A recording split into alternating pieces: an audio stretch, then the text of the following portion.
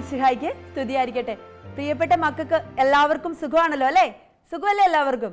ആണ്. ക്ലാസ്സിന് വേണ്ടി എല്ലാവരും കാത്തിരിക്കുകയാണ്, തയ്യാറായിരിക്കുകയാണെന്ന് ടീച്ചറിന് അറിയാം. നമ്മൾ കഴിഞ്ഞ ആഴ്ച പഠിച്ച കാര്യങ്ങളൊക്കെ മക്കൾ ചെയ്തായിരുന്നോ? എന്താ ടീച്ചർ പഠിപ്പിച്ചത് കഴിഞ്ഞ ആഴ്ച? സത്യസന്ധതയെക്കുറിച്ചാ അല്ലേ? സത്യസന്ധതയെക്കുറിച്ച് പഠിപ്പിച്ചു. മക്കളത് തീരുമാനിക്കണം, ജീവിതത്തിൽ അങ്ങനെ ആയിരിക്കാൻ തീരുമാനിക്കണം എന്നൊക്കെ ടീച്ചർ പറഞ്ഞായിരുന്നു. എല്ലാവരും നോട്ടൊക്കെ എഴുതി പഠിപ്പിക്കുന്ന ടീച്ചറിന് അയച്ചു കൊടുത്തോ? ചെയ്ത് കാണും അല്ലേ? ഓക്കെ, നമ്മൾ പുതിയ പാഠത്തിലേക്ക് കടക്കുവാണ്. പുതിയ ക്ലാസ്സിലേക്ക് നമ്മൾ വരുമ്പോൾ, പുതിയ പാഠത്തിലേക്ക് നമ്മൾ കടക്കുമ്പോൾ 10ാമത്തെ പാഠമാണ് നമ്മൾ ഇനി പഠിക്കാൻ പോകുന്നത്, നമുക്കറിയാം അല്ലേ? അപ്പോൾ പുതിയ പാഠത്തിലേക്ക് ചെല്ലുന്നതിന് മുമ്പ് നമുക്ക് പ്രാർത്ഥിച്ചുകൊണ്ട് തുടങ്ങാം അല്ലേ? നമുക്ക് പ്രാർത്ഥിക്കാം. എല്ലാവരും ഒന്ന് എഴുന്നേറ്റ് കൈകൂപ്പി കണ്ണടച്ച് നിൽക്കാം. നമുക്ക് പ്രാർത്ഥിക്കാം. കർത്താവായ ഈശോയെ, ഞങ്ങളെ ഓരോരുത്തരെയും അങ്ങയുടെ കാരുണ്യത്തിന് മുൻപിൽ പൂർണ്ണമായി ഞങ്ങൾ സമർപ്പിക്കുന്നു. നല്ല ഈശോയെ, ഒരാപത്തനർത്ഥങ്ങളും കൂടാതെ ഇപ്പോൾ അങ്ങയുടെ വചനം പഠിക്കാൻ ഞങ്ങളെ പ്രാപ്തരാക്കിയ വലിയ കൃപയോർത്ത് ഞങ്ങൾ അങ്ങേക്ക് നന്ദി പറയുന്നു. നല്ല ഈശോയെ, ഞങ്ങൾ പഠിക്കാൻ പോകുന്ന പാഠഭാഗത്തെ പൂർണ്ണമായി അങ്ങയുടെ കരങ്ങളിലേക്ക് ഞങ്ങൾ സമർപ്പിക്കുന്നു. നല്ല ഈശോയെ, അങ്ങയുടെ പരിശുദ്ധാത്മാവിനെ ഞങ്ങൾക്ക് ദാനമായി നൽകണമേ. പരിശുദ്ധ അമ്മ മാതാവേ, അമ്മയുടെ മാധ്യസ്ഥം ഞങ്ങൾ അപേക്ഷിക്കുന്നു. നിത്യം പിതാവും പുത്രനും പരിശുദ്ധാത്മാവുമായ സർവേശ്വര എന്നേക്കും ആമേൻ. ഇരുന്നോളൂ കേട്ടോ. 10ാമത്തെ പാഠമാണ് നമ്മൾ പഠിക്കുന്നത്. മക്കൾ വായിച്ചു നോക്കിയായിരുന്നോ ആ പാഠം? പാഠത്തിൻ്റെ പേരെന്താണെന്ന് അറിയാമോ? എന്താണ് പാഠത്തിൻ്റെ പേര്? ദാമ്പത്യ വിശുദ്ധി പാലിക്കുക. അപ്പോൾ നമ്മളറിയാം, നമ്മൾ ഓരോ പാഠത്തിൽ ഓരോ പ്രമാണത്തെക്കുറിച്ചാണ് പഠിക്കുന്നത് അല്ലേ? അപ്പോൾ 10ാമത്തെ പാഠത്തിൽ നമ്മൾ എത്രാം പ്രമാണത്തെക്കുറിച്ചാണ് പഠിക്കുന്നത്? എത്രാം പ്രമാണത്തെക്കുറിച്ചാ? 9ാം പ്രമാണം. എന്താ 9ാം പ്രമാണം? അന്യൻ്റെ ഭാര്യയെ മോഹിക്കരുത് അല്ലേ? അപ്പോൾ ഇങ്ങനെ ഒരു പ്രമാണം കേൾക്കുമ്പോൾ തന്നെ നമുക്കറിയാം വിവാഹ ജീവിതത്തെക്കുറിച്ച് അല്ലെങ്കിൽ ദാമ്പത്യ ജീവിതത്തെക്കുറിച്ച് ഒക്കെയാണ് നമ്മൾ ഈ പാഠത്തിലൂടെ പഠിക്കാൻ പോകുന്നത്. മക്കൾക്ക് പെട്ടെന്ന് മനസ്സിലായി. അപ്പൊ നമ്മൾ വിചാരിക്കും, ഈ പ്രമാണം കേൾക്കുമ്പോൾ അന്യന്റെ ഭാര്യയെ മോഹിക്കരുത് എന്ന 9ാം പ്രമാണത്തെക്കുറിച്ച് നമ്മൾ കേൾക്കുമ്പോൾ വിചാരിക്കും, ഓ, ഇത് പുരുഷന്മാർക്ക് മാത്രം ബാധകമായിട്ടുള്ള ഒരു പ്രമാണമാണോ? അന്യന്റെ ഭാര്യയെ മോഹിക്കരുത് എന്നത് പുരുഷന്മാർക്ക് മാത്രം ബാധകമായ ഒരു കാര്യമാണോ? അങ്ങനെ ചിന്തിച്ചു പോകും അല്ലേ നമ്മളിപ്പോൾ ചിലപ്പോൾ എങ്കിലും. പക്ഷെ അല്ല കേട്ടോ. അന്യന്റെ ഭാര്യയെ മോഹിക്കരുത് എന്ന് പറയുമ്പോൾ 2 വശങ്ങൾ നമ്മൾ ചിന്തിക്കേണ്ടതുണ്ട്. അന്യന്റെ ഭാര്യയെ മോഹിക്കരുതെന്നും അന്യന്റെ ഭർത്താവിനെ മോഹിക്കരുത് എന്നും ഇതിനർത്ഥമുണ്ട്. അതായത് 9ാം പ്രമാണത്തിലൂടെ ദൈവം നമ്മളോട് പറയുന്ന കാര്യം ഇതാണ്. എന്താണ്? വിവാഹ ജീവിതത്തിൽ എപ്പോഴും എങ്ങനെയായിരിക്കുക? വിശ്വസ്തരായിരിക്കുക. നമുക്കറിയാം പ്രമാണങ്ങൾ എവിടെ വെച്ചാണ് നൽകപ്പെട്ടത്. 1ാമത്തെ പാഠത്തിൽ നമ്മൾ പഠിച്ചായിരുന്നു ഇല്ലേ? മോശയ്ക്ക് സീനായ് മലയിൽ വെച്ച് ദൈവം പ്രമാണങ്ങൾ നൽകി, 10 പ്രമാണങ്ങൾ നൽകി. ആ ഓരോ പ്രമാണങ്ങളെ കുറിച്ച് നമ്മളിങ്ങനെ പഠിച്ച് വരികയാണ്. അപ്പൊ ഈ 9ാമത്തെ പ്രമാണം എത്തിയപ്പം നമ്മൾ മനസ്സിലാക്കുകയാണ്, അന്യന്റെ ഭാര്യയെ മോഹിക്കരുത് എന്നൊരു പ്രമാണം. അതായത് കുടുംബ ജീവിതത്തെക്കുറിച്ച്, വിവാഹ ജീവിതത്തെക്കുറിച്ച് ദൈവം ഒരു പ്രമാണം നൽകിയപ്പോൾ നമ്മൾ അവിടെ മനസ്സിലാക്കുവാണ് വിവാഹ ജീവിതത്തിന്റെ പരിശുദ്ധി എത്ര വലുതാണെന്ന് അല്ലേ? അതായത് ദൈവം പ്രമാണങ്ങൾ നൽകുമ്പോൾ ആ 10 പ്രമാണങ്ങളിൽ ഒന്ന് എന്തിനെ കുറിച്ച് പറയാണ്? കുടുംബജീവിതത്തെക്കുറിച്ച്, വിവാഹ ജീവിതത്തെക്കുറിച്ച്, ദാമ്പത്യ വിശുദ്ധിയെക്കുറിച്ച്. അപ്പൊ വിവാഹം എന്ന കൂദാശ എത്രമാത്രം വിശുദ്ധമായിരിക്കും ദൈവം അങ്ങനെ ഒരു പ്രമാണം നൽകുമ്പോൾ അല്ലേ? അപ്പോൾ ആ പ്രമാണത്തിലൂടെ നമ്മൾ പഠിക്കുകയാണ് ദാമ്പത്യ ജീവിതത്തിൽ പാലിക്കേണ്ട വിശുദ്ധിയെക്കുറിച്ചും ദാമ്പത്യ ജീവിതത്തിൽ ദമ്പതികൾ പരസ്പരം ഉണ്ടായിരിക്കേണ്ട ബന്ധത്തെക്കുറിച്ചും ഒക്കെ നമ്മൾ ഈ ക്ലാസ്സിലൂടെ പഠിക്കുകയാണ്. നമുക്കറിയാം ആരാ കുടുംബജീവിതത്തിലേക്ക്, വിവാഹ ജീവിതത്തിലേക്ക്, കുടുംബജീവിതത്തിലേക്ക് ഒക്കെ ദമ്പതികളെ നയിക്കുന്നത്? ഒരു പുരുഷനെയും ഒരു സ്ത്രീയെയും വിവാഹ ജീവിതത്തിലേക്ക് നയിക്കുന്നത് ആരായിരിക്കും? ആരാ? നമുക്കറിയാം, സംശയമില്ല, ദൈവമാണ് അല്ലേ? ദൈവമാണ് ദമ്പതികളെ കുടുംബജീവിതത്തിലേക്ക്, വിവാഹ ജീവിതത്തിലേക്ക് നയിക്കുന്നത്. ഉൽപ്പത്തി പുസ്തകം 1ാം അധ്യായത്തിൽ നമ്മൾ കാണുന്നുണ്ട് ദൈവം സൃഷ്ടികർമ്മം നടത്തുന്നത് അല്ലേ? ദൈവം എല്ലാം സൃഷ്ടിച്ചു. അതിനുശേഷം ഉൽപ്പത്തി പുസ്തകം 2ാം അധ്യായം 18ാം വാക്യത്തിൽ നമ്മളിങ്ങനെ കാണുവാണ്, ദൈവമായ കർത്താവ് അരുളി ചെയ്തു, മനുഷ്യൻ ഏകനായിരിക്കുന്നത് നന്നല്ല, അവന് ചേർന്ന ഇണയെ ഞാൻ അവന് നൽകും അല്ലേ? അപ്പോ അവന് ചേർന്ന ഇണയെ നൽകുമെന്ന് പറഞ്ഞത് ആരാ പറഞ്ഞേ? ദൈവം. അപ്പോൾ മനുഷ്യന് ചേർന്ന് ഇണയെ നൽകിയത് ആരാ? ദൈവം. അപ്പോ ദാമ്പത്യ ജീവിതത്തിൽ, അതായത് കുടുംബ ജീവിതത്തിൽ വിവാഹം എന്ന കൂദാശയിലൂടെ ദമ്പതികളെ പരസ്പരം ഒരുമിച്ച് ചേർത്ത് വെക്കുന്നത് ആരാണ്? ദൈവമാണ് അല്ലേ? അപ്പോൾ ദൈവം അവരെ ഒരുമിച്ച് ചേർത്ത് വെച്ചു. അവർ പരസ്പരം സ്നേഹിച്ച്, ഒരുമിച്ച് വിശ്വസിച്ച്, പരസ്പരം സ്നേഹിച്ച്, സഹകരിച്ച് ഒക്കെ ജീവിക്കുകയാണ്. അപ്പോൾ അവർ ജീവിക്കുമ്പോൾ അവരുടെ സ്നേഹം പൂർണ്ണമാകുന്നതിന് വേണ്ടി, അവരുടെ സ്നേഹത്തിന്റെ കൂട്ടായ്മയിലേക്ക് ദൈവം അവർക്കായി ഒരു പ്രത്യേക അനുഗ്രഹം നൽകി. ആ അനുഗ്രഹം എന്താണെന്ന് നമുക്കൊക്കെ അറിയാവോ? എന്താ നൽകിയ ദൈവം അവർക്ക് നൽകിയ അനുഗ്രഹം? അവരുടെ സ്നേഹം പൂർണ്ണമാകാൻ വേണ്ടി. നമ്മൾ മുൻപ് ക്ലാസ്സുകളിൽ പഠിച്ചിട്ടുണ്ട്. എന്താ? ദൈവം അവർക്ക് നൽകിയ സമ്മാനമാണ് മക്കൾ ഓരോരുത്തരും, നമ്മളെല്ലാവരും. നമ്മുടെ മാതാപിതാക്കൾക്ക് അവരുടെ സ്നേഹത്തിന്റെ പൂർണ്ണതയിലേക്ക് ദൈവം നൽകിയ അനുഗ്രഹമാണ് ആര്? മക്കൾ ഓരോരുത്തരും, അല്ലെ? ഇനി പഴയ നിയമത്തിലേക്ക് നമുക്ക് കടന്നു വരാം. പഴയ നിയമ ജനത വിവാഹം എന്ന കൂദാശയെ മാതൃകാപരമായ ഒരു ജീവിതാവസ്ഥയായിട്ടാണ് കണ്ടിരുന്നത്. അതായത് വിവാഹം എന്ന കൂദാശയ്ക്ക് വളരെ പരിശുദ്ധി അവരെ കൽപ്പിച്ചിരുന്നു. വളരെ പരിശുദ്ധമായ ഒന്നാണ് വിവാഹം എന്ന കൂദാശ എന്നവര് കണക്കാക്കിയിരുന്നു. അതായത് നമ്മൾ ഒന്നാമത്തെ പാഠത്തിൽ പഠിച്ചായിരുന്നു. ഒന്നാമത്തെ പാഠം നമ്മൾ പഠിച്ചപ്പോൾ എന്താ പഠിച്ചത്? അടിമത്തത്തിന്റെ ഭവനമായ ഈജിപ്തിൽ നിന്ന് ഇസ്രായേൽ ജനത്തെ ദൈവം പുറത്തു കൊണ്ടുവരുന്നത് പഠിച്ചില്ലായിരുന്നു? ഓർക്കുന്നില്ലേ? അപ്പൊ ദൈവം ഇസ്രായേൽ ജനത്തോട് ഒരു വാക്ക് പറഞ്ഞായിരുന്നു ഇങ്ങോട്ട് കൊണ്ടുവരുമ്പോ. എന്താ പറഞ്ഞത് അവരോട്? അടിമത്തത്തിന്റെ ഭവനമായ ഈജിപ്തിൽ നിന്ന് നിന്നെ പുറത്തു കൊണ്ടുവന്ന ഞാനാണ് നിങ്ങളുടെ ദൈവമായ കർത്താവ്, ഞാനല്ലാതെ മറ്റു ദേവന്മാർ ആരും നിനക്ക് ഉണ്ടാകരുത്. നമ്മൾ അന്ന് ആ വചനമൊക്കെ പഠിച്ചതാ. അതായത് അതിന്റെ അർത്ഥം എന്താണ്? ദൈവം അല്ലാതെ മറ്റൊരു ദൈവം അവർക്ക് ഉണ്ടാവാൻ പാടില്ല. ഇസ്രായേൽക്കാർ അന്നത് സമ്മതിക്കുകയും ചെയ്തു, അല്ലെ? നമ്മൾ ഒന്നാമത്തെ പാഠത്തിൽ അത് പഠിച്ചു. പക്ഷേ പിന്നീട് എന്താ സംഭവിച്ചത്? ഇസ്രായേൽക്കാര് അവിശ്വസ്തത കാണിച്ചു. ആരോട്? ദൈവത്തോട്, അല്ലെ? ദൈവത്തോട് ഇസ്രായേൽക്കാര് അവിശ്വസ്തത കാണിച്ചു. അപ്പം അവിശ്വസ്തയായ ഇസ്രായേലിനെ അവിശ്വസ്തയായ ഭാര്യയോട് പ്രവാചകന്മാർ ഉപമിച്ചിരുന്നതായിട്ട് നമ്മൾ ബൈബിളിൽ കാണുന്നുണ്ട്. ജെറമ്യാ പ്രവാചകന്റെ പുസ്തകം 3-ാം അധ്യായം 20-ാം വാക്യത്തിൽ നമ്മൾ കാണുവാണ്. കർത്താവ് അരുളി ചെയ്യുന്നു, ഇസ്രായേൽ ഭവനമേ, അവിശ്വസ്തയായ ഭാര്യ ഭർത്താവിനെ ഉപേക്ഷിക്കുന്നത് പോലെ നീയും വിശ്വാസവഞ്ചന ചെയ്തിരിക്കുന്നു. അപ്പൊ മനസ്സിലാക്കിക്കേ, ആര് തമ്മിലുള്ള ബന്ധത്തോട് ആണ് ഉപമിച്ചിരിക്കുന്നത്? അതായത് അവിശ്വസ്തയായ ഭാര്യയോടാണ് അവിശ്വസ്തയായ ഇസ്രായേലിനെ അവര് പഴയ നിയമ ജനത ഉപമിച്ചിരുന്നത്. അതായത് പഴയ നിയമത്തിൽ വിവാഹം എന്ന കൂദാശയിലുള്ള അവിശ്വസ്തത, അതായത് ദാമ്പത്യ ജീവിതത്തിലുള്ള അവിശ്വസ്തത വലിയ പാപമായിട്ട് പഴയ നിയമ ജനത കണക്കാക്കിയിരുന്നു. പുതിയ നിയമത്തിലേക്ക് ഇനി കടന്നു വരുമ്പോൾ പുതിയ നിയമത്തില് ഈശോ പറയുന്നുണ്ട്, പലപ്പോഴും പല വചനഭാഗങ്ങളുമുണ്ട്, ഈശോ പറയുന്നുണ്ട് ഭാര്യ ഭർത്തൃ ബന്ധത്തിൽ ഉണ്ടായിരിക്കേണ്ട വിശുദ്ധിയെക്കുറിച്ച്. നമുക്കറിയാം മത്തായിയുടെ സുവിശേഷം 19-ാം അധ്യായത്തിൽ നമ്മൾ കാണുവാണ്, ഈശോ ഫരിസേയരോട് പറയുവാണ് ഭാര്യ ഭർത്തൃ ബന്ധത്തിൽ ഉണ്ടായിരിക്കേണ്ട വിശുദ്ധിയെക്കുറിച്ച്. നമുക്ക് അതിന്റെ വീഡിയോ ഒന്ന് കണ്ടാലോ? മക്കൾ നോക്കിക്കേ വീഡിയോ. യേശു ഈ പ്രഭാഷണം അവസാനിപ്പിച്ച ശേഷം ഗലീല പ്രവിശ്യയിൽ നിന്ന് യോർദാൻ നദിയുടെ അക്കരെയുള്ള യഹൂദ്യ പ്രവിശ്യയിലേക്ക് യാത്ര തിരിച്ചു. വലിയൊരു ജനസഞ്ചയം അദ്ദേഹത്തെ അനുഗമിച്ചു. അവിടെ വെച്ച് അദ്ദേഹം അവരിൽ രോഗബാധിതരായിരുന്നവരെ സൗഖ്യമാക്കി. ചില പരീശന്മാർ അടുത്തു ചെന്ന് യേശുവിനെ പരീക്ഷിക്കുന്നതിനായി, ഏതെങ്കിലും കാരണത്താൽ ഒരു പുരുഷൻ തന്റെ ഭാര്യ ഉപേക്ഷിക്കുന്നതിന് നിയമം അനുവദിക്കുന്നുണ്ടോ എന്ന് ചോദിച്ചു. അതിന് യേശു മറുപടി പറഞ്ഞത്, സൃഷ്ടാവ് ആരംഭത്തിൽ മനുഷ്യ സൃഷ്ടി ചെയ്തത് പുരുഷനും സ്ത്രീയുമായിട്ടാണ്. അദ്ദേഹം തുടർന്നു, ഈ കാരണത്താൽ ഒരു പുരുഷൻ തന്റെ മാതാപിതാക്കളെ വിട്ടുപിരിഞ്ഞ് ഭാര്യയോട് സംയോജിക്കും, അവരിരുവരും ഏക ശരീരമായി തീരും എന്ന് നിങ്ങൾ വായിച്ചിട്ടില്ലേ? അതിനാൽ അവർ ഇനി രണ്ടല്ല, ഒരു ശരീരമാണ്. അതുകൊണ്ട് ദൈവം സംയോജിപ്പിച്ചതിനെ മനുഷ്യൻ വേർതിരിക്കരുത്. അങ്ങനെയെങ്കിൽ വിവാഹമോചന പത്രം കൊടുത്ത ശേഷം ഭാര്യയെ ഉപേക്ഷിക്കാമെന്ന് മോശ കൽപ്പിച്ചതെന്തിന് എന്നവർ ചോദിച്ചു. യേശു ഉത്തരം പറഞ്ഞത്, നിങ്ങൾക്ക് നിങ്ങളുടെ ഭാര്യമാരെ ഉപേക്ഷിക്കാനുള്ള അനുമതി മോശ നൽകിയത് നിങ്ങളുടെ പിടിവാശി നിമിത്തമാണ്. എന്നാൽ ആരംഭത്തിൽ അപ്രകാരമായിരുന്നില്ല. ഞാൻ നിങ്ങളോട് പറയുന്നത്, പാതിവൃത്യ ലംഘനം നിമിത്തമല്ലാതെ ആരെങ്കിലും സ്വന്തം ഭാര്യയെ ഉപേക്ഷിച്ച് മറ്റൊരു സ്ത്രീയെ വിവാഹം ചെയ്യുന്നവൻ വ്യഭിചാരം ചെയ്യുന്നു. കണ്ടോ നിങ്ങൾ വീഡിയോ? കണ്ടില്ലേ? എന്താ അതിനകത്ത് ഈശോ പറയുന്നത്? എന്താ പറഞ്ഞത്?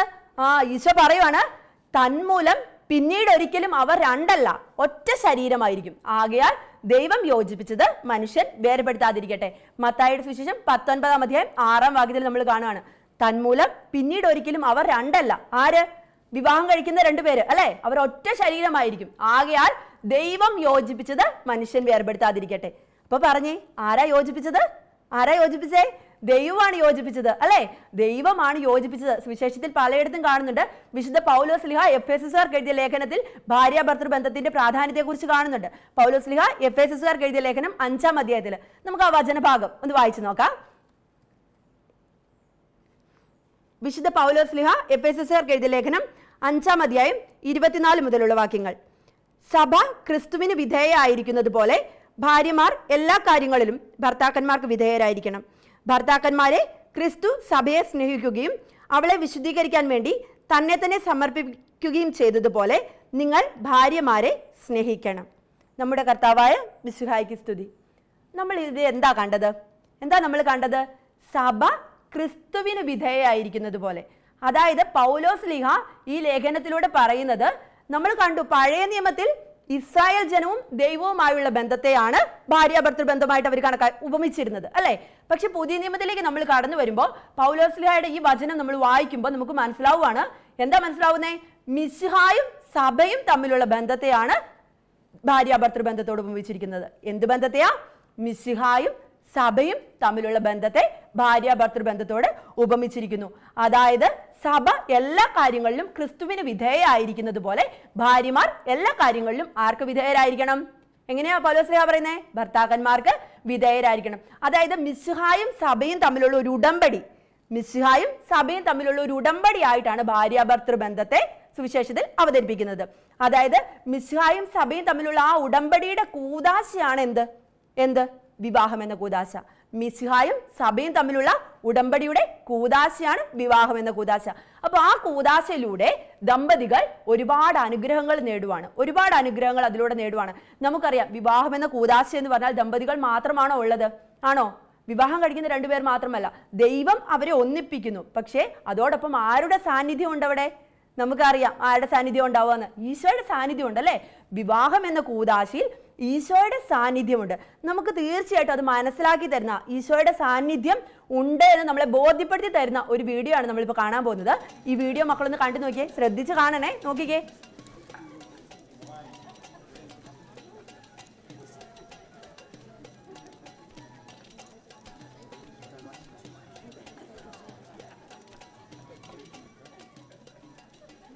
We have no more wine.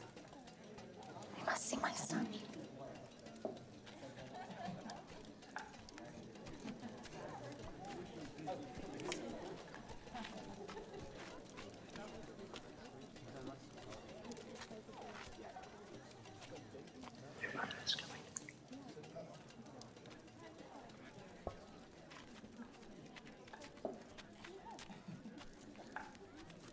They have no more wine.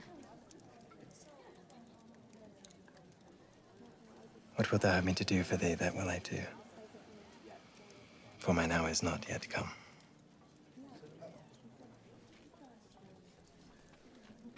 Whatsoever he saith unto you, see that ye do it.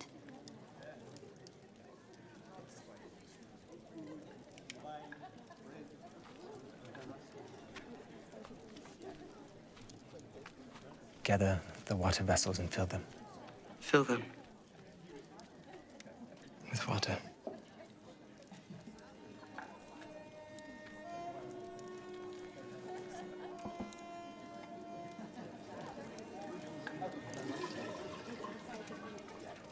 And bear unto the governor of the feast.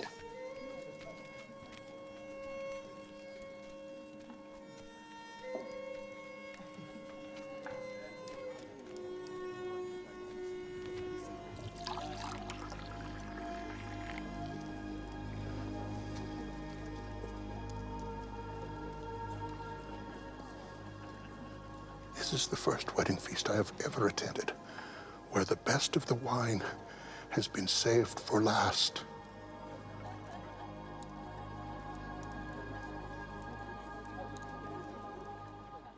കണ്ടോ നിങ്ങൾ വീഡിയോ? എന്താ നമ്മൾ കണ്ടത്? കാനായിലെ കല്യാണ വിരുന്ന് അല്ലേ? അവിടെ നമ്മൾ ആരെ കാണുവാണ്? ആരെയാ കാണുന്നേ? ഈശോയെയും പരിശുദ്ധ അമ്മയും നമ്മൾ അവിടെ കാണുകയാണ്. കാനായിലെ കല്യാണ വിരുന്ന് എന്ന് പറയുമ്പോൾ തന്നെ നമുക്കറിയാം ഈശോയുടെ പരസ്യ ജീവിതത്തിലെ അത്ഭുതങ്ങളിൽ ആദ്യത്തെ അത്ഭുതമാണ് ഏത്? കാനായിലെ കല്യാണ വിരുന്ന്. അവിടെ ഈശോയുടെ സാന്നിധ്യം നമുക്ക് മനസ്സിലാക്കി തരുന്ന കാര്യം എന്താണ്?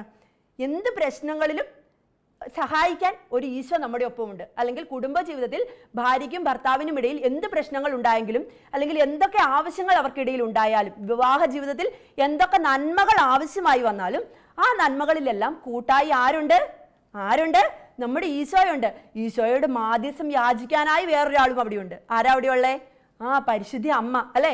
പരിശുദ്ധ അമ്മയുടെയും ഈശോയുടെയും സാന്നിധ്യമാണ് വിവാഹം എന്ന കൂദാശയിലൂടെ നമ്മൾ കാണുന്നത്. അപ്പോൾ ഈ സാന്നിധ്യം സൂചിപ്പിക്കുന്നത് എന്താണെന്ന് വെച്ചാൽ, വിവാഹം എന്ന കൂദാശയിലൂടെ ദമ്പതികൾ സ്വീകരിക്കുന്ന നന്മയെ ആണ് ഈ സാന്നിധ്യം സൂചിപ്പിക്കുന്നത്.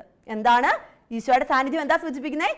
വിവാഹം എന്ന കൂദാശയിലൂടെ ദമ്പതികൾ സ്വീകരിക്കുന്ന നന്മയെയാണ് ഈശോയുടെ ഈ സാന്നിധ്യം സൂചിപ്പിക്കുന്നത്. അപ്പൊ ഈശോയിലാണ് അവർ ഒന്നായി തീരുന്നത്. ഈശോയിൽ അവര് ഒരുമിച്ച് ഒരു ശരീരമായി തീരുകയാണ്. ഒരുമിച്ച് രണ്ടുപേരും ഒരുമിച്ച് സന്തോഷമായി സുഖമായിട്ട് ഈശോയെ സ്നേഹിച്ച് പരിശുദ്ധ അമ്മയുടെ സഹായം തേടി പ്രാർത്ഥിച്ച് ഒരുമിച്ച് ജീവിക്കാനുള്ള ഒരു തുടക്കം. അതാണ് ആ കൂദാശയാണ് വിവാഹം എന്ന കൂദാശ എന്ന് നമ്മൾ തിരിച്ചറിയുന്നു. അപ്പൊ പറഞ്ഞേ, ഈ വിവാഹം എന്ന കൂദാശ ഇപ്പൊ നമുക്കറിയാം അല്ലെ, കാലഘട്ടങ്ങൾ മാറുന്നതനുസരിച്ച് വലിയ പണം മുടക്കി നടത്തുന്ന വിവാഹങ്ങളാണെങ്കിലും വലിയ ആഡംബരപൂർവ്വം വലിയ ആർഭാടപൂർവ്വം നടത്തുന്ന വിവാഹങ്ങളും വളരെ ചെറിയ ദിവസങ്ങൾ കൊണ്ട് അല്ലെങ്കിൽ കുറച്ച് മാസങ്ങൾ കൊണ്ട് 1-2 വർഷങ്ങൾ കൊണ്ട് തന്നെ ഇല്ലാതായി പോകുന്ന അവസ്ഥ അല്ലെ, രണ്ടുപേരും രണ്ടു വഴിക്കായി തീരുന്ന അവസ്ഥ നമ്മൾ കാണുന്നുണ്ട് നമ്മുടെ സമൂഹത്തിൽ ഒരുപാട്. അത് പാടുണ്ടോ? ഇല്ല. ജീവിതത്തിൽ സഹനങ്ങളും കഷ്ടപ്പാടുകളും ഒക്കെ വരും. പക്ഷെ ആ സഹനങ്ങളും കഷ്ടപ്പാടുകളും ഒക്കെ ഏറ്റെടുക്കുമ്പോഴാണ് വിവാഹ ജീവിതം പൂർണ്ണമാകുന്നത് അല്ലെ. ഈശോയിൽ ഒന്നായി തീരുകയാണ് ദമ്പതികൾ എന്ന് നമ്മൾ പഠിച്ചു. ഈശോയിൽ ഒന്നായി തീരുകയാണ് ദമ്പതികൾ. ഈശോയിൽ ഒന്നായി തീരുമ്പോൾ തിരിച്ചറിയേണ്ട ഒരു കാര്യമുണ്ട്. ഈശോയിൽ അവരെ ഒന്നാക്കി തീർക്കുന്നത് ആരാ ഈശോയിൽ അവരെ ഒന്നാക്കി തീർക്കുന്നേ? ദൈവം അല്ലെ. അപ്പൊ ദൈവം ഒന്നാക്കി തീർത്തവരെ പിരിക്കാൻ ആർക്കെങ്കിലും പറ്റുമോ? മത്തായിയുടെ സുവിശേഷം 19-ാം അധ്യായം 6-ാം വാക്യത്തിൽ നമ്മൾ കണ്ടു. എന്താ ഈശോ പറഞ്ഞേ? തന്മൂലം പിന്നീട് ഒരിക്കലും അവർ രണ്ടല്ല ഒറ്റ ശരീരമായിരിക്കും. ആകയാൽ ദൈവം യോജിപ്പിച്ചത് മനുഷ്യൻ വേർപെടുത്താതിരിക്കട്ടെ. അപ്പോൾ ആ ഒരു ഒറ്റ വചനം മാത്രം മതി അല്ലെ, വിവാഹ ജീവിതത്തിൽ ഏത് സഹനങ്ങളും ഏറ്റെടുക്കാൻ. ദൈവം യോജിപ്പിച്ചതാണ്. അപ്പൊ മനുഷ്യന് വേർപെടുത്താൻ അവകാശം ഇല്ല. ആ ഒരു തിരിച്ചറിവുണ്ടെങ്കിൽ ഏത് സഹനങ്ങളെയും ഏത് കഷ്ടപ്പാടുകളെയും സന്തോഷപൂർവ്വം ഏറ്റെടുക്കാനായിട്ട് ദമ്പതികൾക്ക് ഓരോരുത്തർക്കും സാധിക്കും. സ്ത്രീയും പുരുഷനും തമ്മിലുള്ള ഒരു ഉടമ്പടിയാ വിവാഹം എന്ന കൂദാശ എന്ന് നമ്മൾ പറഞ്ഞു ഇല്ലേ. സ്ത്രീയും പുരുഷനും തമ്മിലുള്ള ഒരു ഉടമ്പടിയാണ്, ആ ഉടമ്പടിയുടെ കൂദാശയാണ് വിവാഹം എന്നൊക്കെ നമ്മൾ പറഞ്ഞു. അപ്പൊ ഈ സ്ത്രീയും പുരുഷനും തമ്മിലുള്ള ഈ ഉടമ്പടി എന്നതിലുപരി ഇതിനകത്ത് വേറൊരു കാര്യമുണ്ട്. വിവാഹം എന്ന കൂദാശയെക്കുറിച്ച് നമ്മൾ മനസ്സിലാക്കേണ്ട വേറൊരു കാര്യമുണ്ട്. എന്താണ്? വിവാഹം എന്ന കൂദാശയിലൂടെ ഈ ഉടമ്പടി എന്നതിലുപരി നമ്മൾ പറഞ്ഞ കാര്യം ഈശോയിൽ ഒന്നായി തീരുകയാണ്. ഈശോയിൽ ഒന്നിപ്പിക്കുന്നത് ദൈവമാണ്. അപ്പൊ അത് മരണം വരെ നിലനിൽക്കേണ്ടതാണ് അല്ലെ. വിവാഹം എന്ന കൂദാശയിൽ അങ്ങനെയല്ലേ പ്രതിജ്ഞ ചെയ്തേ? ഇന്നു മുതൽ മരണം വരെ അല്ലെ. അപ്പൊ മരണം വരെ ജീവിക്കേണ്ട ഒരു കൂദാശയാണ്, അല്ലെങ്കിൽ മരണം വരെ തുടർന്നു പോകേണ്ട ഒരു കൂദാശയാണ് എന്നുള്ള തിരിച്ചറിവുണ്ടായിരിക്കണം. അതുകൊണ്ട് തന്നെ ദൈവം യോജിപ്പിച്ച ബന്ധമായതുകൊണ്ടും ഈശോയിൽ ഒന്നായിത്തീരുന്ന ബന്ധമായതുകൊണ്ടും, എന്തുകൊണ്ടൊക്കെയാ? ദൈവം യോജിപ്പിച്ച ബന്ധമാണ് അല്ലെ. ദൈവം യോജിപ്പിച്ച ബന്ധമാണ്, അതോടൊപ്പം ഈശോയിൽ ഒന്നായിത്തീരുന്ന ബന്ധമാണ് അല്ലെ. ഈ രണ്ട് കാര്യങ്ങൾ കൊണ്ട് വിവാഹബന്ധം ഒരിക്കലും വിച്ഛേദിക്കാനാവില്ല. അതിനെയാണ് പറയുന്നത് എന്താണെന്നറിയാമോ? വിവാഹത്തിന്റെ അഭേദ്യത എന്ന് പറയുന്നത്. എന്താണ് വിവാഹത്തിന്റെ അഭേദ്യത എന്ന് പറഞ്ഞാൽ? എന്താണ്? വിവാഹം എന്നത് ഒരു ഉടമ്പടിയാണ്, ശരിയാണ്, ഒരു ഉടമ്പടി, സ്ത്രീ പുരുഷന്മാർ പരസ്പരമുള്ള ഒരു ഉടമ്പടി. ആ ഉടമ്പടി എന്നതിലുപരി അവർ ഈശോയിൽ ഒന്നായി തീരുകയാണ് അല്ലെ. ഈശോയുടെ സാന്നിധ്യത്തിൽ ഈശോയെ കൂടെ ചേർത്തവർ ഒന്നായി തീരുകയാണ്. ഈശോയിൽ ഒന്നായി തീരുമ്പോൾ ഈശോയിൽ ഒന്നായി തീരുന്നു എന്ന് മാത്രമല്ല, ഈശോയിൽ അവർ ഒന്നായി തീരുന്നത് ദൈവത്തോട് ചേർന്നാണ്, അല്ലെങ്കിൽ ദൈവമാണ് അവരെ ഈശോയിൽ ഒന്നാക്കി തീർക്കുന്നത്. അപ്പോൾ അതിനെയാണ് നമ്മൾ എന്ത് പേര് പറയുന്നത്? അതുകൊണ്ട് തന്നെ വിവാഹം എന്ന കൂദാശ ഒരിക്കലും വിച്ഛേദിക്കാനായിട്ട് മനുഷ്യർക്ക് കഴിയുകയില്ല. അതിനെയാണ് നമ്മൾ എന്ത് പേര് പറയുന്നത്? വിവാഹത്തിന്റെ അഭേദ്യത എന്ന് പറയുന്നത്. അപ്പോൾ ഇനി നമുക്കറിയാം, ഒരുപാട് ഇത്രയൊക്കെ നമ്മൾ തിരിച്ചറിയുന്നുണ്ടെങ്കിലും വിവാഹം എന്ന കൂദാശ ഒരിക്കലും വിച്ഛേദിക്കാൻ കഴിയുന്നതല്ല എന്ന് നമുക്കറിയാം, നമ്മൾ പഠിച്ചു. പക്ഷെ എങ്കിലും നമുക്കറിയാം അല്ലെ, നമ്മുടെ കുടുംബത്തിലും നമ്മുടെ അയൽപക്കത്തും നമ്മുടെ നാട്ടിലും ഒക്കെ ഒരുപാട് പേര് പലതരത്തിൽ, ടീച്ചർ ഇപ്പൊ പറഞ്ഞ പോലെ തന്നെ വിവാഹം എന്ന കൂദാശയിൽ അത് വേർപിരിക്കപ്പെട്ട് അല്ലെങ്കിൽ പിരിയാനുള്ള അവസ്ഥയിൽ ഒക്കെ ജീവിക്കുന്നുണ്ട്, നമുക്ക് എല്ലാവർക്കും അറിയാം അല്ലെ. അപ്പം അങ്ങനെ ഒരു സാഹചര്യം ഉണ്ടാകുമ്പോഴും നമ്മൾ തിരിച്ചറിയേണ്ട കാര്യം എന്താണെന്ന് വെച്ചാൽ, അങ്ങനെയുള്ള സാഹചര്യങ്ങൾ പരമാവധി ഒഴിവാക്കുക. കുറച്ച് സഹനങ്ങളും കുറച്ച് കഷ്ടപ്പാടുകളും ഒക്കെ ജീവിതത്തിൽ നേരിടേണ്ടി വന്നാലും ദമ്പതികൾ എങ്ങനെയായിരിക്കുക? കുടുംബജീവിതത്തിൽ ആ കഷ്ടപ്പാടുകളെ സഹനങ്ങളെ ഒക്കെ ഏറ്റെടുക്കാൻ, പൂർണ്ണ മനസ്സോടുകൂടി ഏറ്റെടുക്കാൻ തയ്യാറാവുക എന്നുള്ളതാണ് അല്ലെ. അപ്പോൾ ഈ തകരുന്ന കുടുംബ ബന്ധങ്ങളെ കുറിച്ചും അല്ലെങ്കിൽ ദാമ്പത്യ വിശുദ്ധി പാലിക്കേണ്ടത് എങ്ങനെ? ദാമ്പത്യ വിശുദ്ധിയാണ് എല്ലാത്തിൻ്റെയും അടിസ്ഥാനം അല്ലെ. ദാമ്പത്യ വിശുദ്ധി പാലിക്കാത്തടുത്ത് തീർച്ചയായും കുടുംബ ബന്ധങ്ങൾ തകർച്ചയുടെ വക്കിലേക്ക് എത്തും, നമുക്കറിയാതെ. അപ്പോൾ ദാമ്പത്യ വിശുദ്ധി പാലിക്കേണ്ടതിനെ കുറിച്ചും ഒക്കെ വിശദമായിട്ട് നമ്മൾ പഠിക്കും. അടുത്ത ക്ലാസ്സിൽ നമ്മളത് വിശദമായിട്ട് പഠിക്കും. ഇപ്പൊ നമ്മൾ പഠിച്ചു കഴിഞ്ഞ കാര്യത്തെ നമ്മൾക്കൊന്ന് ആലോചിച്ച് നോക്കാം. എന്തൊക്കെയാ നമ്മൾ പഠിച്ചു കഴിഞ്ഞ കാര്യങ്ങൾ? എന്തൊക്കെയാ പഠിച്ചത്? നമ്മൾ ആദ്യം പഠിച്ചു അല്ലെ, ദൈവമാണ് സ്ത്രീയെയും പുരുഷനെയും പരസ്പരം ഒന്നിപ്പിക്കുന്നത് അല്ലെ. സ്ത്രീയും പുരുഷനും വിവാഹം എന്ന കൂദാശയിലൂടെ പരസ്പരം ഒന്നു ചേരുന്നു, അവരെ ദൈവമാണ് ഒന്നിപ്പിക്കുന്നത് നമ്മൾ പഠിച്ചു അല്ലെ. ദൈവം അവരെ ഒന്നിപ്പിക്കുന്നു, അവർക്ക് അപ്പോൾ അവരുടെ ജീവിതത്തിൽ അവരുടെ സ്നേഹം പൂർണ്ണമാകുന്നതിന് വേണ്ടി ദൈവം അവർക്ക് അനുഗ്രഹമായി നൽകി. ആരെയാ നൽകിയത്? മറന്നുപോകരുത്, നമ്മളെ മക്കളെ അല്ലെ. മക്കളെ ദൈവം അവർക്ക് ദാനമായിട്ട് നൽകി, അവരുടെ സ്നേഹത്തിന്റെ പൂർണ്ണതയിലേക്ക്. അപ്പോൾ പിന്നെ അത് കഴിഞ്ഞ് നമ്മൾ പഠിച്ചത് എന്താ? പഴയ നിയമത്തിലെ കാര്യം അല്ലെ. പഴയ നിയമത്തിൽ മറന്നു പോകരുത്. എങ്ങനെയാണ് പഴയ നിയമത്തിലും പുതിയ നിയമത്തിലും ഉള്ളത് മാറിപ്പോകരുത്. പഴയ നിയമത്തിൽ ഏത് ബന്ധത്തോടെ ഭാര്യ ഭർത്തൃബന്ധത്തെ ഉപമിച്ചിരുന്നേ? ഇസ്രായേലും ദൈവവുമായുള്ള ബന്ധത്തെ. ഇസ്രായേലും ദൈവവുമായുള്ള ബന്ധത്തെ ഭാര്യ ഭർത്തൃബന്ധത്തോട് ഉപമിച്ചിരുന്നു. എവിടെ? പഴയ നിയമത്തിൽ. പക്ഷെ പുതിയ നിയമത്തിൽ വന്നപ്പോഴോ? പുതിയ നിയമത്തിൽ എന്താ വന്നപ്പോൾ എങ്ങനെയായി? മിശിഹായും സഭയും തമ്മിലുള്ള ബന്ധത്തോടാണ് ഭാര്യ ഭർത്തൃബന്ധത്തെ ഉപമിച്ചിരിക്കുന്നത്. അതായത് മിശിഹായും സഭയും തമ്മിലുള്ള ഒരു ഉടമ്പടിയാണ് വിവാഹം എന്ന കൂദാശ. ആ ഉടമ്പടിയുടെ കൂദാശ, വിവാഹം എന്ന കൂദാശ എന്ന് നമ്മൾ തിരിച്ചറിയണം, വേണ്ടേ? അപ്പോൾ മിശിഹായും സഭയും തമ്മിലുള്ള ഉടമ്പടി. പിന്നെ നമ്മളൊരു വചനം പഠിച്ചു, മത്തായിയുടെ സുവിശേഷം 19-ാം അധ്യായം 6-ാം വാക്യം. എന്താണ്? വിവാഹം എന്ന കൂദാശയെക്കുറിച്ച് ഈശോ പറഞ്ഞത് അല്ലെ, അല്ലെങ്കിൽ ഭാര്യ ഭർത്തൃ ബന്ധത്തെക്കുറിച്ച് ഈശോ പറഞ്ഞത് എന്താണ്? തന്മൂലം പിന്നീട് ഒരിക്കലും അവർ രണ്ടല്ല, ഒറ്റ ശരീരമായിരിക്കും. ആകയാൽ ദൈവം യോജിപ്പിച്ചത് മനുഷ്യൻ വേർപെടുത്താതിരിക്കട്ടെ. മക്കൾ എന്ത് ചെയ്യണമെന്ന് അറിയാമോ? നമ്മൾ വചനം വായിച്ചായിരുന്നു അല്ലെ, വിശുദ്ധ പൗലോസ്ലീഹ എഫേസ്യർക്ക് എഴുതിയ ലേഖനം 5-ാം അധ്യായം വായിച്ചില്ലേ? അതിനകത്ത് എന്താ വായിച്ചത്? ഭാര്യ ഭർത്തൃ ബന്ധത്തെക്കുറിച്ച് പൗലോസ്ലീഹ പറഞ്ഞ കാര്യം അല്ലെ, മിശിഹായും സഭയും തമ്മിലുള്ള ബന്ധമാണ് എന്നൊക്കെ. അപ്പോൾ ഇന്ന് തന്നെ മക്കൾ ആ വചനഭാഗം ഒന്ന് നന്നായിട്ട് വായിക്കണം. പിന്നെ എന്ത് ചെയ്യണം? ടീച്ചർ പഠിപ്പിച്ചത്രയും ഭാഗം നന്നായി വായിക്കണം. ബാക്കി ഭാഗം ഒന്ന് വായിച്ചിരുന്നു, നമുക്ക് അടുത്ത ക്ലാസ്സിൽ എളുപ്പമാകും പഠിക്കാൻ അല്ലെ. പിന്നെ ഈ പാഠത്തിൽ ഇപ്പൊ നമ്മൾ പഠിച്ച ഭാഗത്തു നിന്ന് വരുന്ന ചോദ്യങ്ങളുണ്ട്. ഏതൊക്കെയാണ് ചോദ്യങ്ങൾ എന്ന് മക്കൾക്ക് അറിയാം. ഏതൊക്കെയാണ്? പുസ്തകം വായിച്ചില്ലേ? ഏതൊക്കെയാണ് ചോദ്യങ്ങൾ? എന്തൊക്കെയാണ് പൗലോസ്ലീഹ എങ്ങനെയാണ് ഭാര്യ ഭർത്തൃ ബന്ധത്തെ ഉപമിച്ചിരിക്കുന്നത്? എങ്ങനെയാണ് മിശിഹായും സഭയും തമ്മിലുള്ള ബന്ധത്തെ? പിന്നെ ഈശോ പറഞ്ഞ വചനഭാഗം മത്തായി 19:6. ആ ചോദ്യത്തിന്റെ ഉത്തരങ്ങളൊക്കെ നോട്ട്ബുക്കിലേക്ക് എഴുതി വെക്കണം. പഠിച്ച ഭാഗത്തു നിന്നുള്ള ഉത്തരങ്ങൾ എഴുതി വെക്കണം. ബാക്കി ഭാഗങ്ങൾ നമ്മൾ ബാക്കി പഠിച്ചതിന് ശേഷം ബാക്കിയുള്ള ഉത്തരങ്ങൾ എഴുതാം. പിന്നെ എന്താണ് ടീച്ചർ പറഞ്ഞ കാര്യം? പൗലോസ്ലീഹ എഫേസ്യർക്ക് എഴുതിയ ലേഖനം 5-ാം അധ്യായം നന്നായിട്ട് വായിക്കണം. ഇത്രയും കാര്യങ്ങൾ ചെയ്ത് ബാക്കി പാഠത്തിന്റെ ഭാഗങ്ങളൊക്കെ വായിച്ച് അടുത്ത ക്ലാസ്സിന് വേണ്ടി തയ്യാറായിരിക്കണം കേട്ടോ. അപ്പൊ നമുക്ക് പ്രാർത്ഥിക്കാം. ഒന്ന് എഴുന്നേറ്റ് നിന്ന് എല്ലാവരും കൈകോപ്പി കണ്ണടച്ച് നിൽക്കണേ. പ്രാർത്ഥിക്കാം. കർത്താവായ ഈശോയെ, അങ്ങയുടെ വചനം ഞങ്ങൾക്ക് അറിവായി നൽകിയ വലിയ കൃപയോർ ഞങ്ങൾ അങ്ങേക്ക് നന്ദി പറയുന്നു.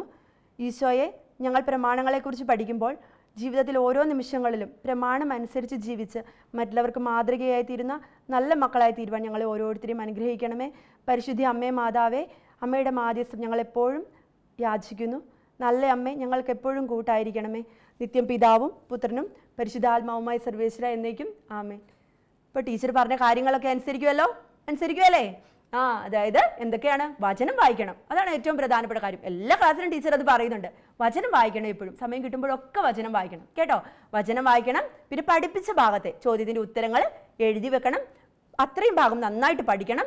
ബാക്കിയുള്ള പുസ്തകത്തിലെ ബാക്കിയുള്ള ഭാഗം ഒന്ന് വെറുതെ വായിച്ചിരിക്കുക. നമുക്ക് അടുത്ത ക്ലാസ്സിൽ കൂടുതൽ അത് എളുപ്പമാവും പഠിക്കാൻ അല്ലേ. അപ്പൊ ഇത്രയും കാര്യങ്ങൾ ചെയ്യുക, മിടുക്കരായിട്ടിരിക്കുക. പിന്നെ ടീച്ചർ ആദ്യത്തെ ക്ലാസ്സിൽ പറഞ്ഞായിരുന്നു, 1-ാമത്തെ പാഠം പഠിപ്പിച്ചപ്പോൾ പ്രമാണങ്ങളെല്ലാം നന്നായിട്ട് പഠിക്കണമെന്ന്. എല്ലാവർക്കും അറിയാമല്ലോ പ്രമാണങ്ങൾ. നമ്മൾ ഓരോ പാഠത്തിലോട്ട് പ്രമാണങ്ങൾ പഠിച്ചു വരുമ്പോൾ മറന്നൊന്നും പോയേക്കരുത്. എല്ലാ പ്രമാണങ്ങളും ഓരോന്നായിട്ട് പഠിക്കണം, എല്ലാം കൃത്യമായിട്ട് അറിഞ്ഞിരിക്കണം. ഓരോ പ്രമാണത്തിനെതിരായ പാപങ്ങളെക്കുറിച്ചും ഒക്കെ നമ്മൾ പഠിച്ചിട്ടുണ്ട്.